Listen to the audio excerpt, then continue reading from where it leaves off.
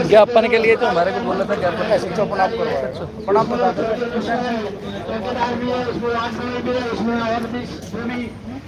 निचला तबका है, इधर आ जाओ साहब। हाँ भाई यहाँ खड़े हो जाओ ना, यहाँ से ले लेंगे बस गाड़ी। ये गाड़ी हटा दो इनके सामने, साउंड डिस्टर्बेंस से पूरा इस साइड में। अरे यहीं हो जाओ बस, यहीं साहब, यहीं से बता दो बस आप। बस हाँ बताओ जाओ। जय हिंद प्यारे देशवासियों, जैसा कि आप सबको पता है अग्निपथ योजना को लेकर के हम लोगों ने जयपुर 10 तारीख से जो है पैदल मार्च स्टार्ट किया था और आज 25 तारीख की यहाँ पर इंटीमेशन थी, हमने पूरी परमिशन दे दी थी। यहाँ पर अपने पार्लियामेंट स्ट्रीट के ऊपर परमिशन के लिए लेटर दे दिया था। 23 तारीख को बुला करके डीसीपी साहब ने लेटर लिया, लेकिन बड़े दुर्भाग्य से मुझे कहना पड़ता है आज सुबह 8:48 पे, यानी कि आज का हमारा धरना प्रदर्शन था यहाँ पर शांतिपूर्ण तरीके से, लेकिन आज सुबह 8:48 पे व्हाट्सएप के मैसेज द्वारा हमारे पास में मैसेज भेजा जाता है कि आपका जो है धरना प्रदर्शन के लिए जो परमिशन दी वो कैंसिल की जाती है। बहुत ही दुर्भाग्य से कहना पड़ता है, इस देश की सेना के साथ में एक खिलवाड़ किया है, देश की सुरक्षा के साथ में इस सरकार ने खिलवाड़ किया है। आज देश के बच्चों के साथ खिलवाड़ किया। 3 साल से उन बच्चों को आश्वासन पर आश्वासन देते रहे और लास्ट मोमेंट में कहते हैं, लास्ट मोमेंट पर बोलती है सरकार 3 साल के पूरे लंबी अवधि के बाद में जिन बच्चों ने अपना खून पसीना बहा करके अपने माँ बाप का लाखों रुपए कोचिंग में बहा करके बड़े मुश्किल से गरीब किसान मजदूर के बच्चों ने, और लास्ट मोमेंट क्या करिए बंद करिए से क्या गाड़ी होती है कोई नहीं। तो कुल मिलाकर के सरकार इतनी घबरा चुकी है। यहाँ पर काफी तादाद में बच्चे आए थे, लेकिन बच्चों को हम लोगों ने डाइवर्ट कर दिया है, क्योंकि बच्चों के ऊपर को अगर कोई केस होता है तो क्योंकि हम गार्जियन के तौर पर इस मूवमेंट को लीड कर रहे हैं। भाई रविंद्र शेखावत जी, रविंद्र फौजी भाई हैं जो कि राजस्थान से हैं। इस मूवमेंट को पूरा लीड करने का जो है आप ही को ये पूरी प्लानिंग थी। सारी हमारी जो सैनिक भाइयों की टीम है, पूरी देश के सैनिक जो है रविंद्र भाई के मूवमेंट के साथ खड़े हैं, कंधे से कंधा मिला करके। और आज हम ऐलान करते हैं सरकार से कि हम बड़ी शालीनता से, बड़ी विनम्रता से हाथ जोड़ के अपील करना चाहते हैं सरकार से।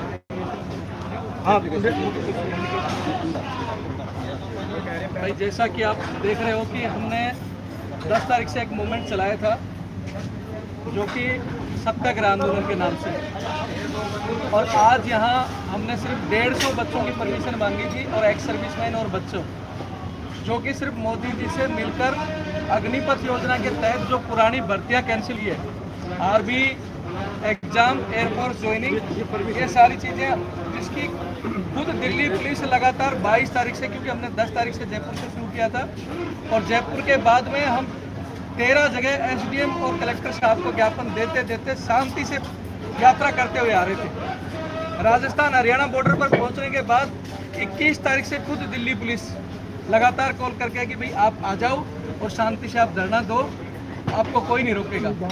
मैंने वीर सिंह साहब को कॉल करके बताया कि आप दिल्ली अपने डीसीपी ऑफिस में जाकर परमिशन ले लो, जिसकी ये वीर सिंह साहब ने परमिशन ली 23 अगस्त को, रिसीविंग दी उन्होंने। उसके बाद खुद मेरे से कॉल करके वहाँ के वो बोलते हैं कि भाई शांति से आना, आपके साथ कोई राजनीतिक पार्टी तो नहीं है। हमने बताया कि हम सिर्फ और सिर्फ वो बच्चे, एक तो जो इससे पीड़ित हैं, जो 2 साल से 3 साल से मेहनत कर रहे थे भर्तियों की, और एकाएक जो कैंसिल हुई वो बच्चे हैं, उनके माँ बाप जो पहले ही मजदूर किसान जवान हैं, जो मजदूरी छोड़ के 15 दिन से मेरे साथ चल रहे थे, आज उनको राजस्थान बॉर्डर पर मेरे को छोड़ के आना पड़ा। उनकी हालात आप देखोगे, आंखों में आंसू थे उनके। वो सिर्फ क्या चाहते थे कि मोदी जी से मिलकर उन भर्तियों के बारे में अवगत कराना कि मोदी जी कम से कम आप अग्निपथ योजना लाए हो तो ये भर्तियां तो वापस कर दो। 23 को परमिशन देने के बाद में दिल्ली पुलिस कहती है कि ठीक है आ जाओ। 24 में सुबह मेरे से बात होती है उनके एसीपी साहब से, वो कहते हैं कि भाई आपको हम पीएम ऑफिस में मिला देंगे, 5 बंदे आ जाओ। हमने उसको भी एग्री किया, लेकिन फिर रात को 11 बजे साहब को मैसेज देते हैं कि आपकी परमिशन कैंसिल होगी। आज देखो कोई बोलते हैं कि यहाँ बहुत बड़ा बवाल है, ये है वो है, खाली पड़ा है जंतर मंतर, लेकिन हमारे बच्चों को नहीं आने दिया। सुबह जब मेरे को एसीपी साहब ने कॉल करके बताया कि भाई आप नहीं आ पाओगे, उसके बाद मैंने बोला कि डीएसपी साहब का नंबर दो, किसने कैंसिल की है परमिशन और क्यों की है। वो कहते हैं कि ऊपर से ऑर्डर है कि बच्चे नहीं आ सकते, मतलब 150 बच्चे इस लोकतंत्र में।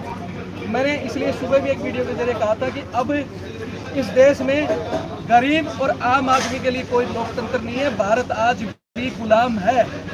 यहाँ अगर मेरे पास बहुत से राजनीतिक पार्टियों के फोन आए थे कि हम आपके साथ धरने में चलेंगे, हम आपका सहयोग करेंगे।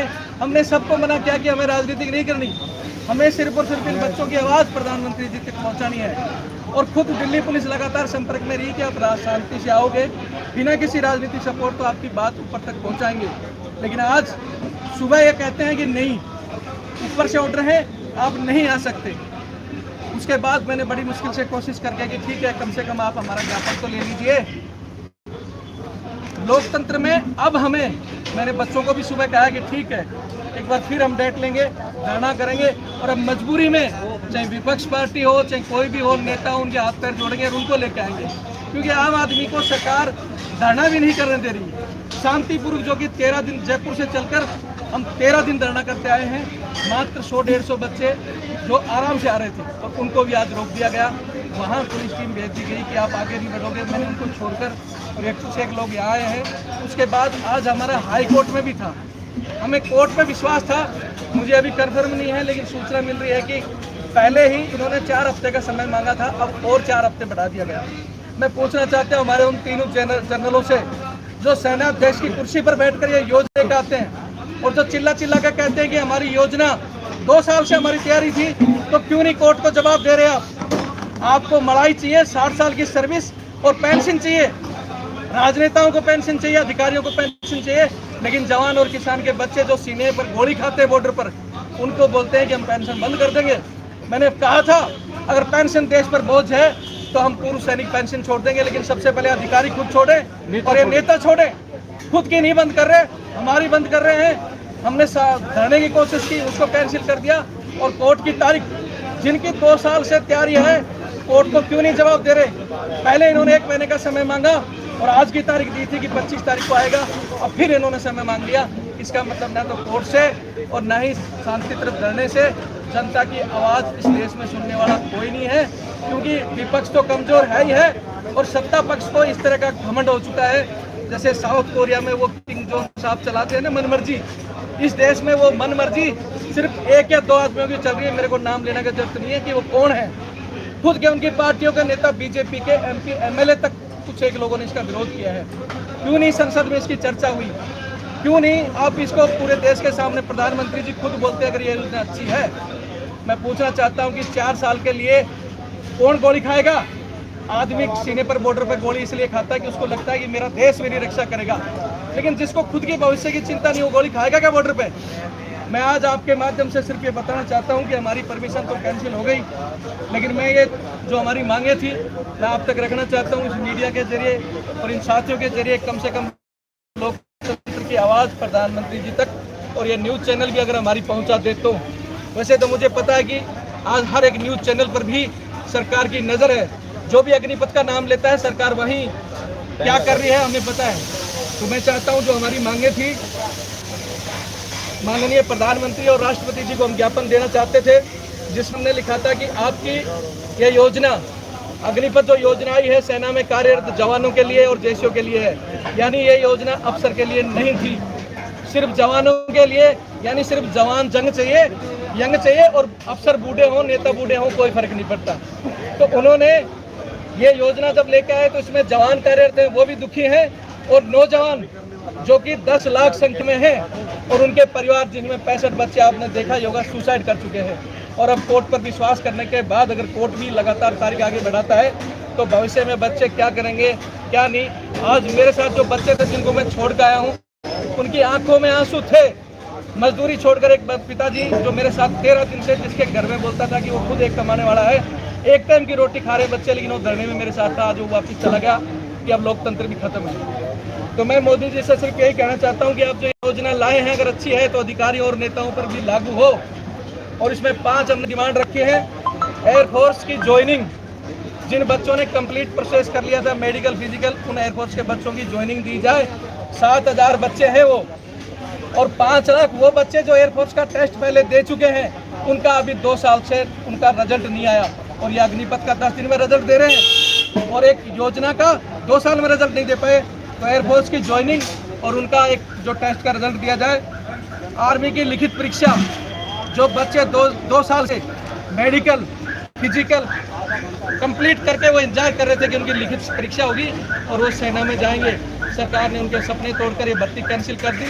हम चाहते हैं कि उनका लिखित परीक्षा करवाई जाए।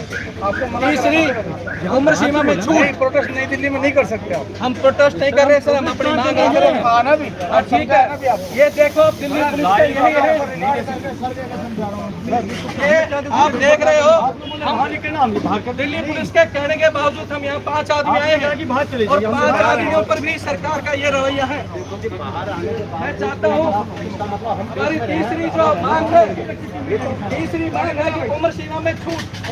सरकार ने उम्र सीमा में जो 2 साल की छूट दी है, जो सिर्फ जनरल ड्यूटी वालों को दी है, वो जो टेक्नीशियन कर रहे तब रखे, जिन्हें पहले 1 साल होती है, उनकी 25 होनी थी, जो सरकार ने नहीं दी। हमारी चौथी मांग 4 साल की सर्विस, 4 साल की सर्विस जो बढ़ाई जाए, या तो फिर अधिकारियों के और नेताओं के लिए लागू की जाए।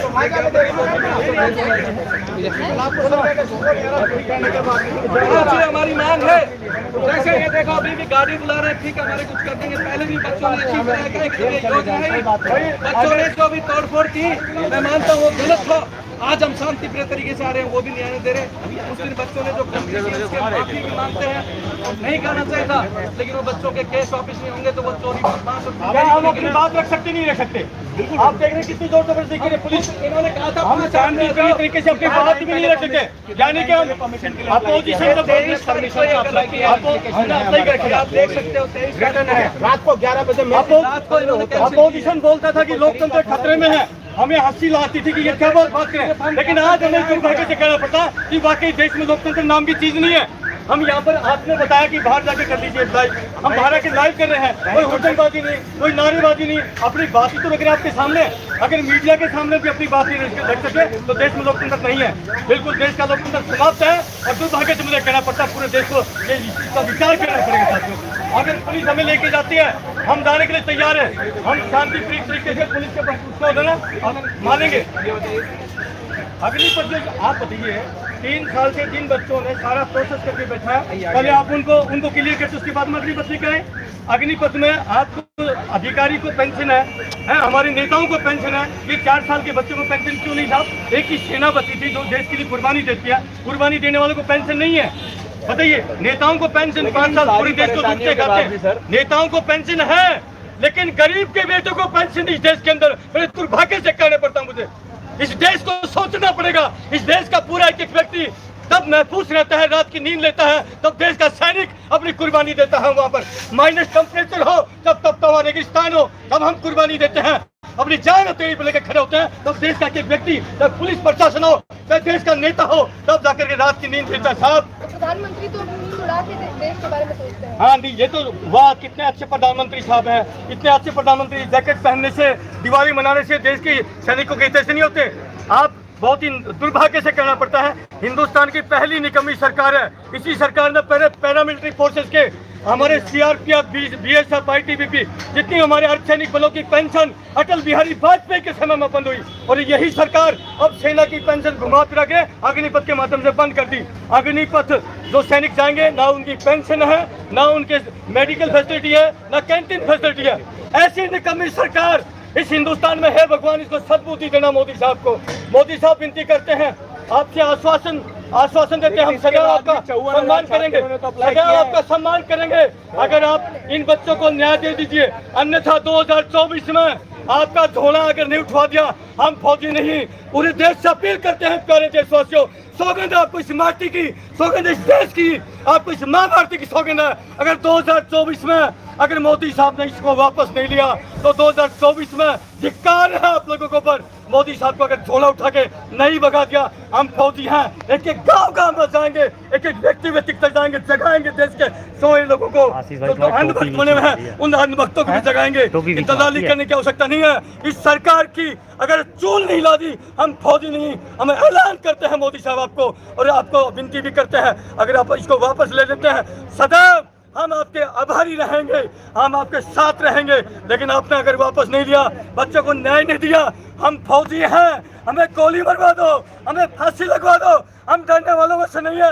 अरे वहाँ से जिंदा बच के आगे तो यहाँ से तुम्हारी क्या औकात है, भगवान है, हमें यहाँ भी जिंदा रहेंगे। हम बच्चों की लड़ाई करेंगे। एक सवाल है कि जो नवयुवक है, भारत अभी युवाओं का देश है, उन युवाओं को अपने आवाज उठाने पर, जैसे आप बात कर रहे हैं, उनको बोला गया कि जो भी प्रदर्शन में नजर आएगा उसको वीडियो चाहे किसी भी मार्फत से पहचान करके उसको अग्निवीर योजना में भाग नहीं लेने दिया जाएगा। ये सिर्फ एक धमकी है सरकार की तरफ से। अब आप ये बताइए, इस लोकतंत्र में आवाज उठाने पर इतनी बड़ी रोक लगा दी गई है, तो क्या युवक जो है जिसके लिए किया गया है उनको भी तो आगे आना चाहिए ना। भाई साहब आ रहे थे, रोका गया, हम लोगों ने उसको मना कर दिया कि बेटा चलो मत आओ। हम 5-7 आदमी आए हैं, हमें भी अपनी बात नहीं रखने दिया जा रहा। आप देख रहे हैं कैसे धक्काशाही कर रहे हैं कि बुलाओ, गाड़ी बुलाओ, इसको थाने में लेके चलते हैं। अरे थाने में क्या, हमें जहाँ मर्जी जेल में डाल दो, जहाँ मर्जी काला पानी में डाल दे, हम फौजी हैं, हम डरने वाले में से नहीं है। धिक्कार, हम तो चूड़ियां नहीं डाल रखी, हम चूड़ नहीं डाल देंगे सरकार की। सरकार को अगर किसी प्रकार का अंदेशा हो कि हम फौजी डरने वाले से, हम नेता नहीं है, हम नेताओं से बता देते हैं, नेताओं को इस देश में जूते मारेगी जनता। मैं बता देता हूँ, देश का नाश कर देने। सेनाओं के जितने बड़े अधिकारी हैं वो तो कह रहे हैं कि अग्निपथ योजना बहुत बिल्कुल, मैं कह रहा हूँ कि आज बड़े दुर्भाग्य से कहना पड़ता है, उन लोगों को गवर्नर की सीट दिखाई देती है, जो बड़े अधिकारी हैं, हमारे जनरल साहब हैं, उनको गवर्नर का जो है लालच दे दिया जाता है, सीडीएस बनाने का लालच दिया जाता है। दुर्भाग्य से कहना पड़ता है, ऐसे कलंकित अधिकारी हिंदुस्तान के इतिहास में कभी नहीं आए। अरे जनरल मानिक शाह साहब था, इंदिरा गांधी ने जो है युद्ध करने का आदेश दिया, लेकिन उन्होंने कहा कि वो अपनी फौज को मरवा नहीं सकता, हमारी तैयारी होगी तो हम अपना युद्ध करेंगे। ऐसे जनरल साहब लोगों को सलाम है। आज के जो जनरल हैं, ऐसे कलंकित, ऐसे गद्दार, ऐसे जनरल कभी इस देश की सेना में नहीं हुए हैं। धिक्कार है, वो माँ भी रो रही होगी जिस माँ ने इन जनरलों को पैदा किया होगा, उसको क्या पता मैं अपनी कोख से गद्दार जनरलों को पैदा कर रही हूँ। धिक्कार है जनरलों को। लेकिन सर आप यहाँ प्रोटेस्ट कर रहे हैं और एयरपोर्ट में, नेवी में लाखों भर्तियां बेटा, अरे बेटा, चपरासी की नौकरी निकलती है तो देश में इतनी हमारे जो है बेरोजगारी है, उसके लिए PhD होल्डर अप्लाई करते हैं। ये तो सेना की है। लोग सोचते चलो भागते चोर की लंगोटी सही, मजबूरी में जा रहे हैं बेचारे, 4 साल ही नौकरी कर लेते हैं, कुछ तो उद्धार होगा। 4 साल तो जिंदगी जिएंगे, सिर्फ इतना है, खुशी से कोई नहीं जा रहा। सरकार के लिए ट्रेनिंग देंगे, इससे सशक्त होगा देश। बेटा ये ट्रेनिंग जो नौकरी 15 साल 20 साल में सशक्त करते थे हम लोग, वो 4 साल वाले सशक्त कर देंगे क्या? क्या हो गया बताइए आप लोग। मैं एक चीज बताता हूँ, आर्मी के अंदर एक मैप रीडिंग क्लास होती है, मैप रीडिंग क्लास 1 होती है, 1 क्लास कम से कम एक सैनिक की, ध्यान से सुनना भाई, मैप रीडिंग क्लास 1 जब एक सैनिक की कम से कम 10 साल नौकरी होती है, तब जाकर के उस map reading class 1 number 1 number पड़ता है। और बिना क्लास 1 किए हवलदार से नामशुदा देश सोच प्रमोशन नहीं होता। यानी कि उस क्लास की इतनी इंपॉर्टेंस है।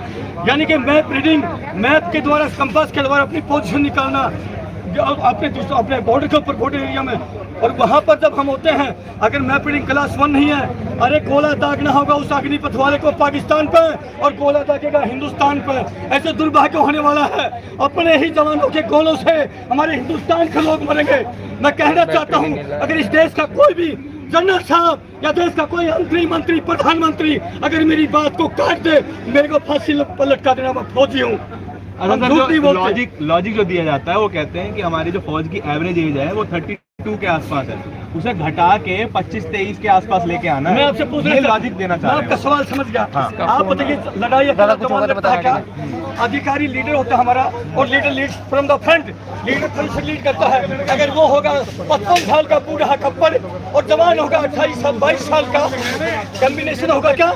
उसको लीडर को तो लीडर फ्रंट से लीड करना पड़ेगा, अधिकारी आगे से लीड करता है, जवान पीछे रहता है, फाइटिंग जो पीछे रहती है, वो जैसे आदेश करता है वैसे उनको एक्शन लेना पड़ता है। आप बताइए, वो बूढ़ा होगा, ऑफिसर बूढ़ा होगा, 55 साल का खप्पर होगा, और जवान 22 साल का होगा, कॉम्बिनेशन मिलेगा क्या बताइए आप लोगों को? पहाड़ी चढ़ेगा वो 55 साल का पहाड़ी चढ़ेगा और ये 22 साल का पहाड़ी चढ़ेगा। अंतर है कि नहीं है? जब जवान आपको जवान चाहिए, सोल्जर आपको जवान चाहिए, अधिकारियों की भी 22 साल नौकरी करिए। ये देश के नेता हैं, 80 साल में देश की सेवा करते हैं, ये सेवा करते हैं, देश को लूटने का काम, अय्याशी का काम करते हैं। मौका मिलेगा देश के जवानों को, हम मौका देंगे। फौजी आ चुके हैं मैदान में, बेटा होशियार हो जाओ। आप 2024 का यहाँ से बैठकर टारगेट लेकर चल रहे हैं कि सरकार अगर आपकी बात नहीं मानी तो 2024 में आप दिखा देंगे? बिल्कुल 2024 में मैं ऐलान करता हूँ, 2024 में सैनिक भाइयों अपनी पार्टी बनाएंगे और पूरे देश में हम मौका देंगे वतन के भारतीय माँ भारती के वीर सपूतों को। सच्चे भाई तो पैसा कमाने वाले चोर होंगे वो जाए बीजेपी कांग्रेस केजरीवाल के पास, और जो ईमानदार है वो फौजी भाइयों के साथ में मौका फौजी देंगे। 543 सीटों में उम्मीदवार हम खड़े करेंगे अगर आप इनको वापस नहीं लेते, और इस कानून को हम वापस लेंगे। हम फौजी हैं, फौजी की जुबान होती है, हम नेता नगरी में नहीं आना चाहते। हमारा कोई मसला नहीं है, हमारा काम है, हमारा काम है देश की रक्षा करना। बीजेपी के बड़े नेता ये कह रहे हैं कि हम नौकरी दे देंगे बाद में। अरे हमें नहीं मिलती, वो तो बीजेपी का जो है सऊदी गार्ड की नौकरी देंगे हमें, गाड़ी के सेना का मान सम्मान। इन्होंने खुद बोला था कि ज्ञापन, इन्होंने खुद बोला था ज्ञापन दीजिए 5 आदमी आ जाओ। हमारी 150 बच्चों की टीम थी जो हमने राजस्थान बॉर्डर पे छोड़ दी। उसके अलावा आप देख रहे हो ये जबरदस्ती कि चलो ले चलो तो ले चलो। इन्होंने खुद ऐसे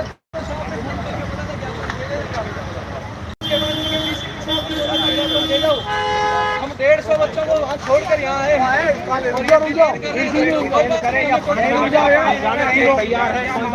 हम सब देश की सीमाओं पर कदम रखेंगे, तो हम यहाँ हमने मांगी थी, हम परमिशन दी। ये 4 साल की सुबह कैंसिल कर रहे हैं। हमारे जो 150-200 बच्चे थे हमने राजस्थान में छोड़ दिए और हम अकेले 5 आदमी। इन्होंने खुद बोला ज्ञापन देने आ जाओ। अब हम ज्ञापन देने आ गए, यहाँ मीडिया आप पूछ रही है तो हम बता रहे हैं कि उनको तकलीफ हो रही है, बोल रहे हैं आपको गिरफ्तार करेंगे तो हम तैयार हैं। और अब अगली बात का जो पुरानी भर्तियाँ हैं उनका विरोध करते हैं कि कुछ पुरानी भर्तियाँ कराई जाए। 2-2, 3-3 साल से जो किसान जवानों के बच्चे जो भर्तियों की तैयारी कर रहे थे जो कैंसिल हुई है, हमने 5 मांग हमारी की, जिनको लेकर हम यहाँ सिर्फ आज ज्ञापन के लिए आए। खुद इनके एसपी साहब बोलते हैं ज्ञापन दे दो, और अब यहाँ पे बोलते हैं कि चलो अरे कर दो बंद भाई। वैसे भी हम तो अपनी आधी जिंदगी फौज के नाम बंद कमरों में करके आ गए। अरे उन बॉर्डरों पे हमारे लिए इस कैद से बड़ी कैद थी। घर में परेशानी होते हुए छुट्टी तक नहीं मिलती थी, हम हंसी खुशी बात जीते थे और सामने गोली का सामना करते थे। क्यों? हमें पता था कि सरकार हमें पेंशन दे रही है, पूरा कर रही है। लेकिन आज जिसको 4 साल के बाद कहेंगे कि पेंशन आउट कर दिया जाएगा, वो गोली खाएगा क्या? कल अगर लड़ाई लड़ी जाएगी और उसको फोन करेंगे कि भाई आजा, रिटायर होने के बाद क्या वो आएगा? वो इनके जूते और मारेगा कि आपने जिस दिन हमारे को 75% को आउट किया था हम क्यों आएंगे? तो मैं चाहता हूँ जिस दिन अगर देश में लड़ाई हुई, आज चारों तरफ से दुश्मन से घिरा हुआ हमारा देश है, क्या हालत होगी? आज जो लोग चुप हैं उनको ये पता चलेगा कि यहाँ भविष्य में क्या होगा। मैं फिर से सरकार आपके साथ SSC GT वाले के बच्चे ज्यादा थे, इनके एग्जाम और इनकी सूचना के आधार पर उन बच्चों को हम छोड़कर आए राजस्थान। वहाँ पुलिस हमारे पास वहाँ भी पहुंची थी, वहाँ किस तरह का व्यवहार था पुलिस का? राजस्थान ने राजस्थान पुलिस ने हमारे पूरा कोऑपरेट किया। 15 दिन की हमारी यात्रा, पहले दिल्ली कलेक्टर साहब ने, उसके बाद आमेर, ये सेना नहीं रहेगी, सेना द्वारा ट्रेनिंग